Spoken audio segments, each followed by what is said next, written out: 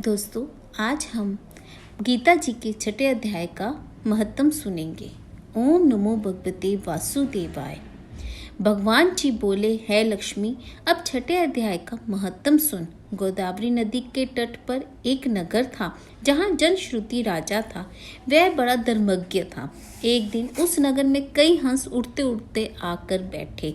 उनमें से एक हंस बैठते ही उतावल हो उड़ गया।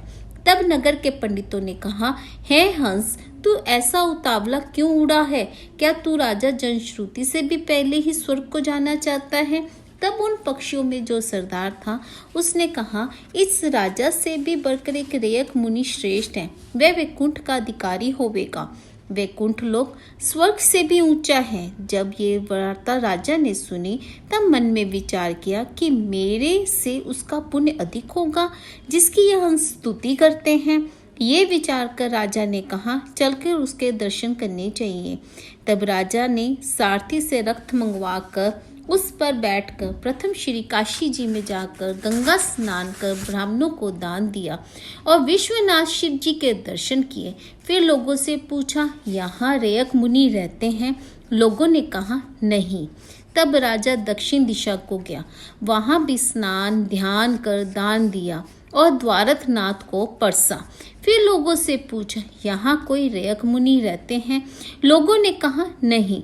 तब राज पश्चिम दिशा को गया। राजा जहाँ जहाँ तीर्थों पर जावे तहाँ तहाँ ही जा स्नान दान करे और रेयक मुनि को पूछे। फिर राजा ने उत्तर दिशा में जाकर श्री बद्रीनाथ नारायण जी को परस कर रथ आगे बढ़ाया तो रथ चले ही नहीं।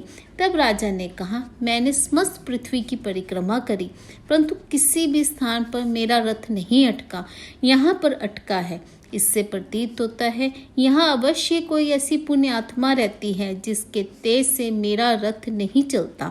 तब राजा रथ से उतरकर आगे चला तो देखा कि पर्वत की कंदरा में मुनि बैठा है जिसके तेज से सूर्य की किरणों के समान प्रकाश हो रहा है। तब राजा ने प्रकाश को देखते ही कहा, रेयक मुनि होंगे।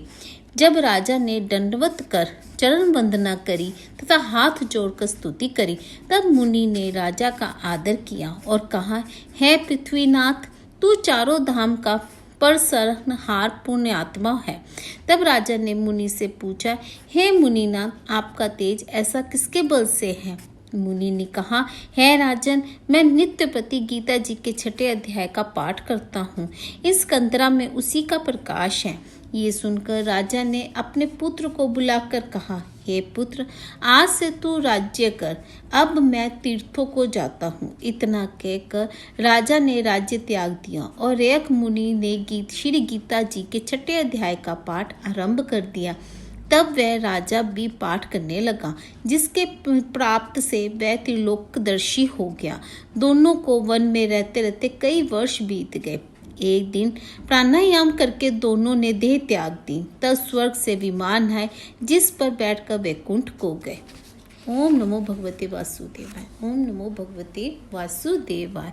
आज हमने गीता जी के छठे अध्याय का महत्तम सुना और कल हम गीता जी के 7वें अध्याय का महत्तम सुनेंगे।